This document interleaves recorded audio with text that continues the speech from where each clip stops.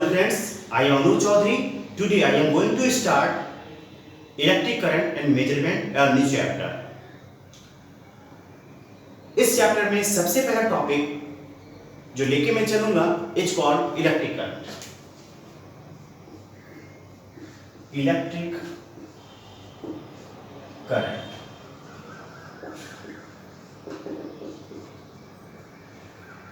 ये electric current क्या होता है? जब कहीं पर चार्ज फ्लो करता है, चार्ज मूव करता है, तो हम कहते हैं कि वहां पे इलेक्ट्रिक करंट फ्लो कर रही है. What it means? I would like to say the flow of charge is called electric current और flow of charge constitutes electric current. Now, how we are going to define the magnitude of electric current?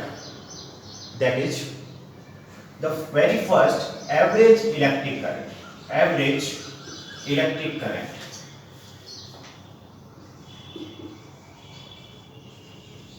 Average electric current.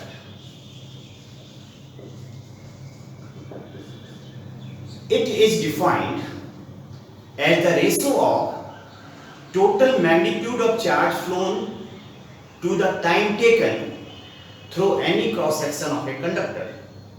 किसी भी conductor के किसी भी cross section से total charge जो flow करता है उसका टाइम टेकन से जो रेशियो आता है उसी को हम electric current, average electric current कहते हैं. और we can say average electric current is defined as the ratio of total charge flow through a conductor to the time taken. That is, I average is equal to total charge flown upon time taken is equal to, इसको Q से denote कर रहा हूँ, time taken T से. तो इसका unit आ जाएगा, हमें पता है चार्ज का कूलाम, टाइम का सेकंड, कूलाम पर सेकंड, और it is also called ampere capital A. हमें पता है ये फंडामेंटल यूनिट है. क्लियर? नाउ क्वेश्चन हम वर्कआउट कर लेंगे. If 10 coulomb of charge flows through a conductor in 2 seconds, find the average current. Simply कई बार इसको करंट भी कह दिया जाता है. I average is equal to Q upon T, 10 upon 2, 2 5 are 10 is equal to 5 ampere. Now, next question.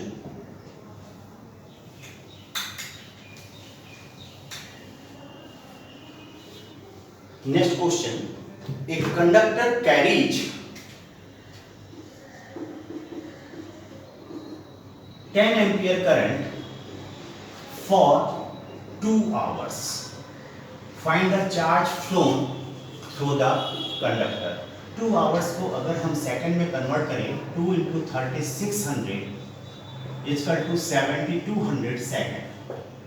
Therefore, Q is equal to I into T. हमें पता है I 10 ampere into time 7200 second is equal to 72000 coulomb और 7.2 into 10 power 4 coulomb. Average current इसी प्रकार से हमसे पूछ ली जाती है. अगर हम इसके ग्राफ की बात करें, ग्राफ के बेसिस से जो क्वेश्चन हम वर्कआउट करते हैं वो भी एक बार हम देख लेंगे. क्वेश्चन है मेरा, this is current, this is time. Suppose करें this is the variation of current with time, the graph of variation of current with time. This is 10 ampere and this is 0 and this is 8 second. Find the magnitude of charge flown through the conductor in 8 seconds. हमें पता है कि हम Q equal to I into T कहते हैं, equal to area under the graph I versus T. Means हम इस area की बात करें, ये होता है half into base 8 into height 10. 2 5 4 जा 8 40 कूलम। सिंपली दूसरा क्वेश्चन हमसे पूछा जा सकता है जो ग्राफ के बेसिस पे होगा।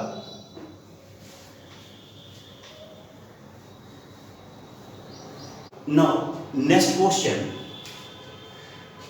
सपोज करें मुझे Q और T का ग्राफ दिया हुआ है and this is graph is given in such A way that at time 5 second the charge flown, the amount of charge flown is 20 coulomb.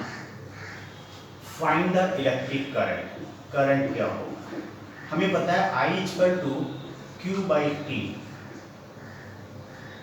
यहां से यहां तक this one is called Q and this one is called T. Q by T means if अगर ये angle theta हो तो इसको मैं tan थीटा भी लिख सकता हूं। कई बार इसके बेस्ड होकर क्वेश्चन आ जाते हैं। Q हमारे पास 20 कूलम है, time 5 second, simply 4 ampere. Now coming to next topic, instantaneous current.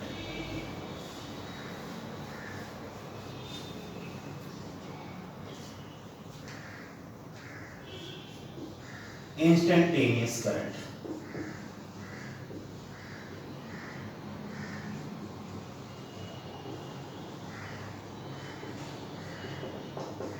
यहाँ पे हम देखेंगे what is called instantaneous current. किसी एक मोमेंट पे, किसी एक पर्टिकुलर टाइम पर किसी कंडक्टर में जो करंट फ्लो कर रहा होता है उसे उस टाइम का इंस्टेंटेनियस करंट कहते हैं।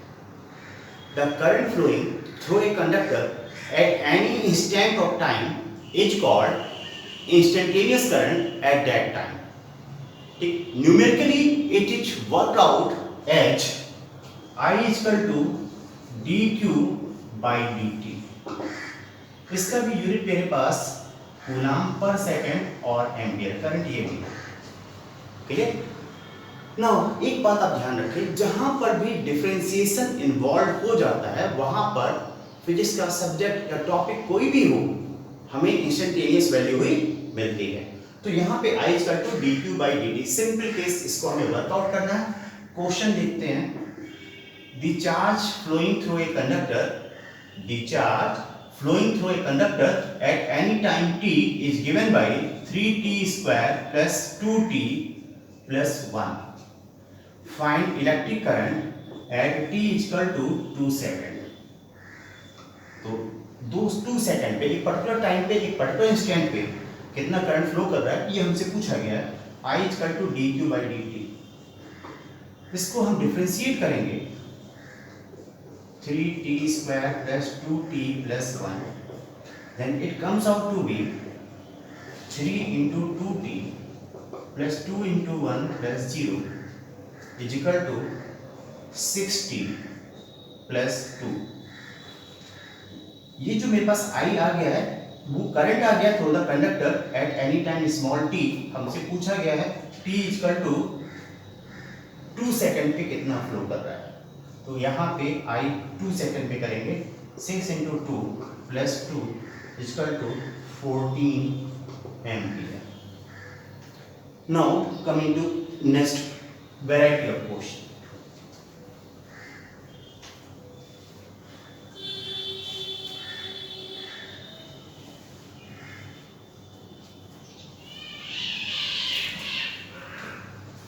The current flowing through a conductor, the current flowing through a conductor at any time t is given by 3t square minus 2t plus 1. Find charge flown through the conductor. Find charge flown through the conductor between time 2 second to 5 second.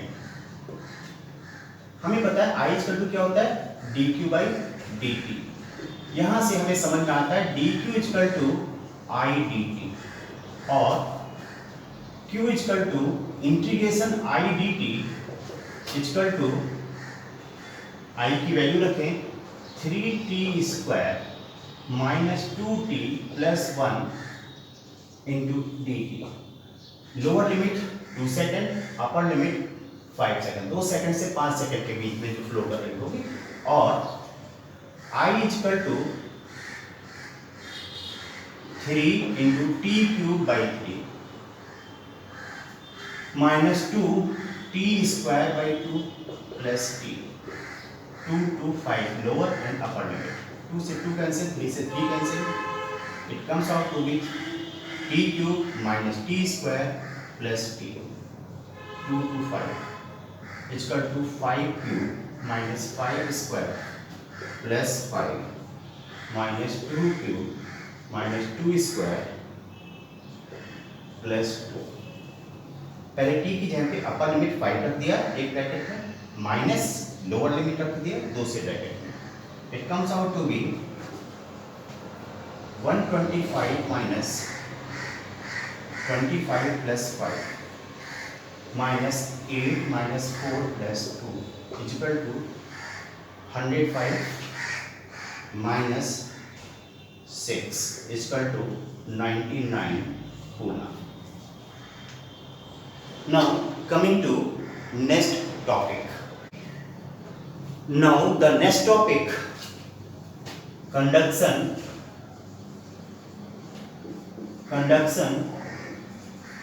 in metals.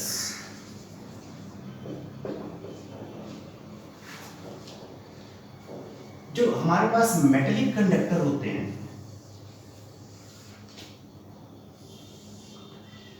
इसमें कुछ, not all the valence electrons, valence electrons की बात, सभी valence electrons की बात नहीं कर रहे हैं, लेकिन हाँ वैलेंस इलेक्ट्रॉन्स में से कुछ इलेक्ट्रॉन्स ऐसे होते हैं जो पूरे कंडक्टर में फ्री होके मूव करते हैं।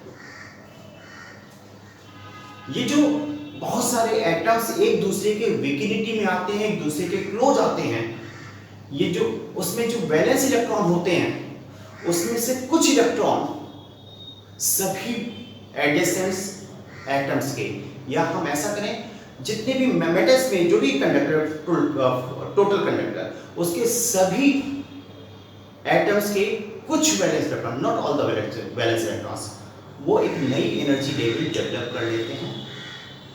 ये जो नई एनर्जी लेवल होती है वो सिंगल नहीं होती है, एक बैंड में पाई जाती है। मींस वी वांट टू से this is the minimum level and this is the maximum energy level. इसके बीच में infinite numbers of energy levels होती हैं, बहुत ज्यादा एनर्जी लेवल्स होती हैं इसके अंदर, ठीक। इस एनर्जी लेवल में, जिसको इस एनर्जी बैंड में, बेसिकली हम बैंड कहें, इस एनर्जी बैंड में जितने भी इलेक्ट्रॉन्स पाए जाते हैं ये कंडक्शन में पार्टिसिपेट करते हैं। इन्हीं इलेक्ट्रॉन्स को हम फ्री इलेक्ट्रॉन्स कहते हैं, ठीक। तो ये जो एनर्जी लेवल इन्होंने फॉर्म आउट कर दिया था, जो टोटल मेटेलिक कंडक्टर के लिए सेम था, कॉमन था, इस एनर्जी बैंड को हम कंडक्शन बैंड कहते हैं। तो हम कह सकते हैं all the electrons which are found in conduction band and which take part in the electricity conduction, in the flow of electricity, are called free electrons. All the electrons found in conduction band which take part in the conduction of electricity in the metallic conductor are called free electrons, and number of free electrons per unit volume, number of free electrons per unit volume of the metallic conductor is called free electron concentration.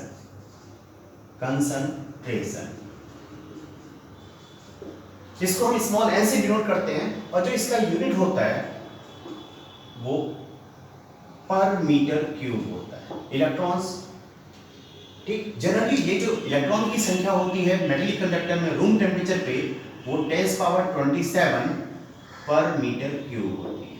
Very large number is this. 1 metre cube में 10 की power 27 free electrons पाए जाते हैं जो electricity के या current के flow में पार्टिसिपेट करते हैं, ठीक। कुछ हम पैटर्न समझ लें, मेथड समझ लें कि किसी भी मेटेलिक कंडक्टर में ये मैंने फ्री इलेक्ट्रॉन को शो कर रखा है, मैंने चार्ज को नहीं शो कर रखा है कि दिस कंडक्टर इज चार्ज 1, इसमें जितना पॉजिटिव चार्ज है उतने नेगेटिव चार्ज है, ये बेसिकली इलेक्ट्रिकली न्यूट्रल है। मैं यहाँ पे केवल उन इलेक्ट्रॉन्स को दिखा रहा हूँ जो फ्री इलेक्ट्रॉन की तरह बिहेव करते हैं, जो कंडक्टर के अंदर मूव करने के लिए फ्री, ठीक, जिनको हम फ्री इलेक्ट्रॉन भी कहते हैं। जब हम किसी भी पोटेंशियल डिफरेंस को यहाँ पे अप्लाई नहीं करते हैं, उस केस में भी ये रैंडम मोशन करते हैं। मींस इनके मोशन की डायरेक्शन कोई इधर जा रहा है, कोई इधर जा रहा है, कुछ इधर जा रहा है, कुछ इधर जा रहा है, प्रेडिक्ट नहीं किया जा सकता एग्जैक्टली इधर जा रहा है। लेकिन एक बात फ्रीली कही जा सकती है, इन सर्टेनिटी के साथ कही जा सकती है। सर्टेनिटी के साथ अगर हम कहें यहाँ पे, तो हम ये कहेंगे किसी भी एक डायरेक्शन में जितने इलेक्ट्रॉन इधर जा रहे होंगे उतने ही इधर जा रहे होंगे, ठीक। Net displacement of charge becomes zero here, therefore average current becomes zero, but instantaneous current does not become zero। इस बात को हम ध्यान रखें, हमारे सिलेबस में ये नहीं है कि इंस्टेंटेनियस करंट को हम यहाँ पे वर्कआउट करें, क्लियर, जब हमने किसी भी पोटेंशियल डिफरेंस को अप्लाई नहीं किया। नाउ जब हम पोटेंशियल डिफरेंस को अप्लाई करते हैं, हमने सपोज के वी पोटेंशियल डिफरेंस को अप्लाई किया, this is the high potential, this is the low potential. क्या होता है इसको हम समझने का प्रयास करेंगे। हमने क्या पढ़ा था इलेक्ट्रोस्टैट में? हमने ये पढ़ा था कि किसी भी मेटल के अंदर इलेक्ट्रिक फील्ड जीरो होती है, जबकि वो मेटल किसी भी इलेक्ट्रिकल सर्किट का जिसमें करंट फ्लो कर रहा हो का पार्ट ना हो, हिस्सा ना हो। या हम ऐसा कह सकें कि किसी भी मेटलिक कंडक्टर में electric field inside the metallic conductor zero होती है अगर वो कंडक्टर आइसोलेटेड हो, अलग थलग हो, इकलौता हो, अकेला हो। लेकिन जब वही कंडक्टर किसी सर्किट का पार्ट हो जाता है जिसमें इलेक्ट्रिक करंट फ्लो कर रही होती है, तो कैसे बिहेव करता है वो यहाँ देख लें। तो हमने यहाँ पे एक पोटेंशियल डिफरेंस प्लस हाई इधर, लो इधर, ये यहाँ पे अंदर की तरफ एक इलेक्ट्रिक फील्ड इस डायरेक्शन में एस्टैब्लिश कर देता है, हाई से लो की तरफ। हाँ भाई, इलेक्ट्रिक फील्ड पाई जाती है मेटेलिक कंडक्टर के अंदर। जो कुछ हमने पढ़ा था इलेक्ट्रोस्टैट में कि इलेक्ट्रिक करंट, इलेक्ट्रिक फील्ड इसके अंदर नहीं होती है, वो एक कॉशन के साथ पढ़ा था, एक फैक्टर के साथ पढ़ा था कि ये किसी सर्किट का हिस्सा ना हो जिसमें करंट फ्लो कर रही हो। अगर सर्किट का पार्ट भी हो लेकिन करंट नहीं फ्लो कर रही तो भी इलेक्ट्रिक करंट जीरो है। और ज्यादा इंपॉर्टेंट थिंग ये है कि किसी भी मेटेलिक कंडक्टर को चाहे उसमें करंट फ्लो कर रही हो या नहीं फ्लो कर रही हो, कोई भी इलेक्ट्रिक फील्ड बाहर से, जैसे कि एक मेटेलिक कंडक्टर है, बाहर से ऐसे इलेक्ट्रिक फील्ड इसको पेनिट्रेट नहीं कर सकती, ऐसे पेनिट्रेट नहीं कर सकती, किसी भी केस में नहीं कर सकती। लेकिन अगर करंट फ्लो कर रहा हो तो उसके अंदर इनसाइड इलेक्ट्रिक फील्ड होती है।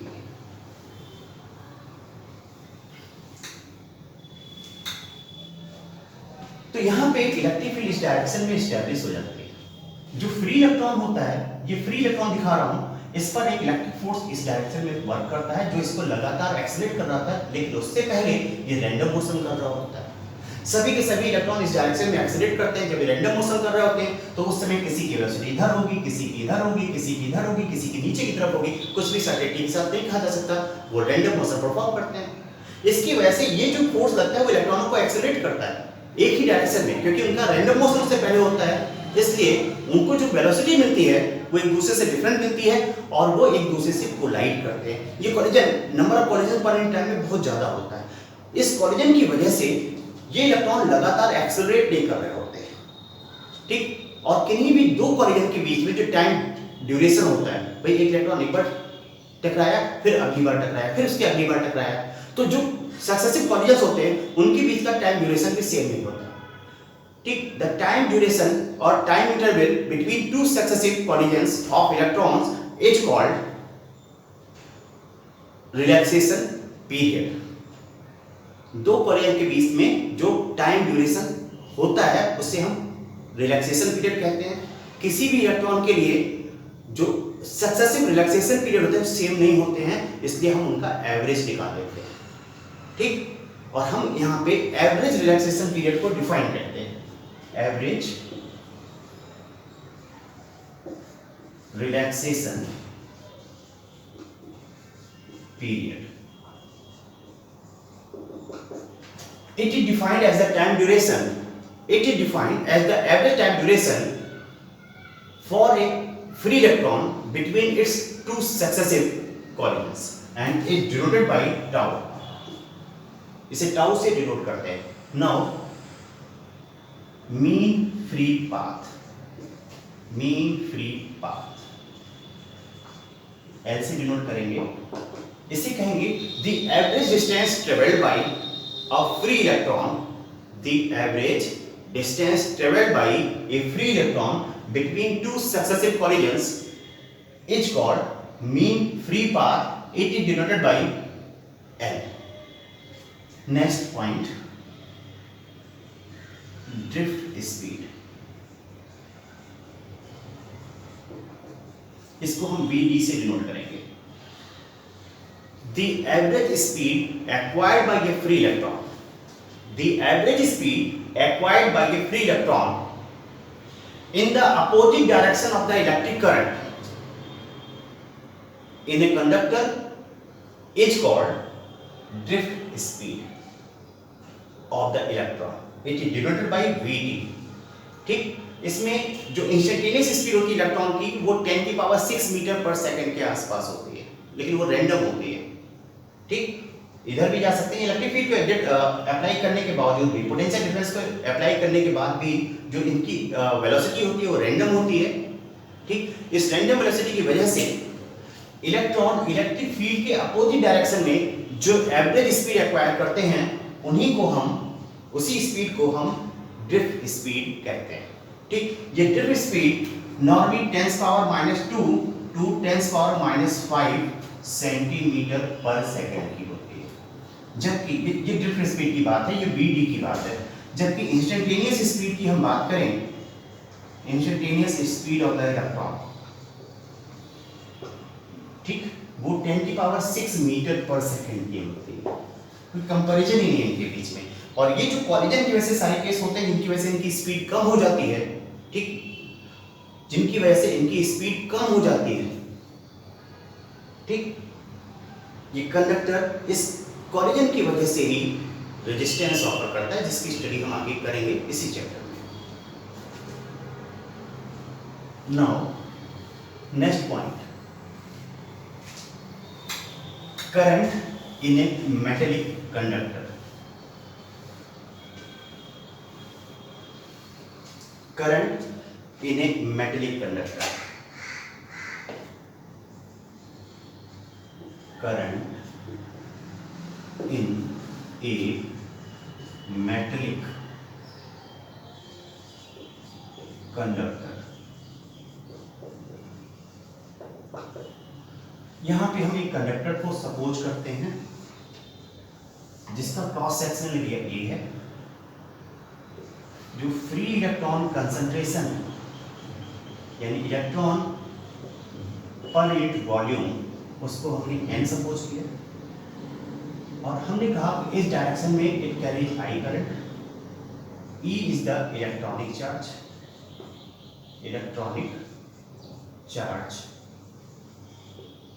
VD is equal to drift speed. ये हमने सपोज कर लिया। किसी भी क्रॉस सेक्शन को अगर हम देखें, किसी भी क्रॉस सेक्शन को, तो करंट जो फ्लो कर रही है, अगर इस डायरेक्शन में फ्लो कर रही है, कन्वेंशनल करंट है, तो इलेक्ट्रॉन का जो मोशन होगा वो इस डायरेक्शन में होगा।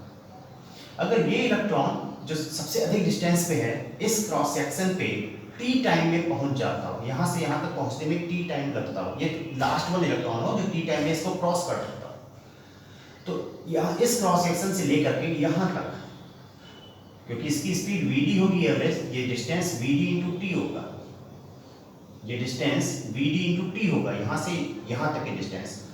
ठीक, अगर ये इलेक्ट्रॉन यहाँ पे लास्ट इलेक्ट्रॉन है जिसको क्रॉस करता है, तो इस क्रॉस सेक्शन जो स्ट्रेट लाइन डॉटेड लाइन से ड्रॉ किया हुआ है और ये क्रॉस सेक्शन, इनके बीच में जितने भी इलेक्ट्रॉन होंगे, इस क्रॉस सेक्शन को हम इसको XY क्रॉस सेक्शन कहते हैं, वो t टाइम में क्रॉस कर रहे होंगे। तो हम यहाँ पे कहें the charge crossing cross section XY in time t, तो ये आ जाएगा Q इक्वल टू, देखें इलेक्ट्रॉन कितना इसको क्रॉस कर रहा है, तो इस वॉल्यूम में XY और ये स्ट्रेट लाइन के बीच में जो वॉल्यूम होगा, इस प्लेन के बीच में जो वॉल्यूम होगा कंडक्टर का, इतने में उसके सभी फ्री इलेक्ट्रॉन इसको क्रॉस कर रहे होंगे, क्योंकि सबसे लास्ट वाला इलेक्ट्रॉन ये क्रॉस कर रहा है तो इसके पहले वाले इलेक्ट्रॉन भी इसे क्रॉस कर जा रहे होंगे। तो ये आ जाएगा number of free electrons crossing this cross section into electronic charge. n क्या होगा, यूनिट वॉल्यूम में n स्मॉल n इलेक्ट्रॉन्स, तो टोटल इलेक्ट्रॉन्स को कैपिटल n माना जो क्रॉस कर रहे हैं, ठीक। तो इस वॉल्यूम में ये जो सेगमेंट होगा, एक पार्ट होगा जो सिलिंड्रिकल कंडक्टर का, उसका वॉल्यूम मेरे पास होगा a into V D into T. भाई base area into length, length V D to T के बराबर होगा, ठीक, into E N E A V D into T. Therefore average current या current is equal to Q by T, it comes out to be NEA VD।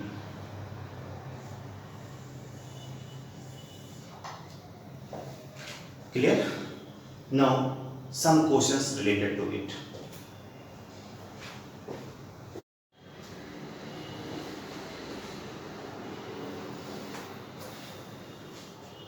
Now a question,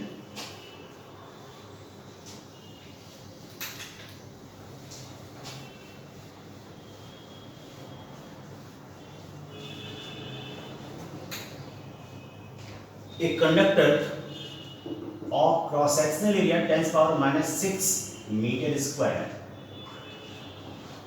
carries current 2 ampere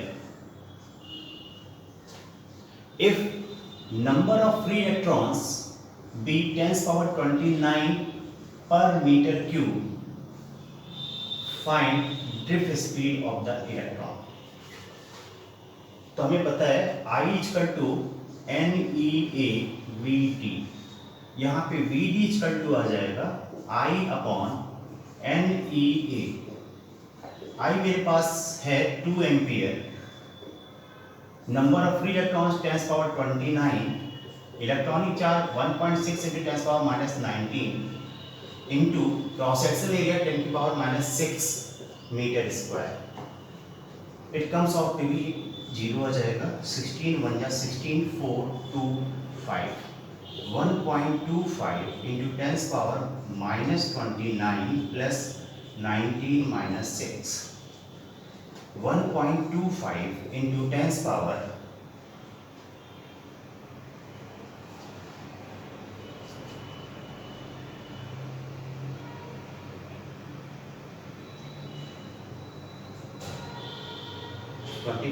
minus 4 meter per second। This is the answer. इसी के basis पे question आते हैं, ठीक। And today I am closing the video. In the next video we will meet with some more example related to this one and Ohm's law and other things. Till then, good day, goodbye and have a nice life.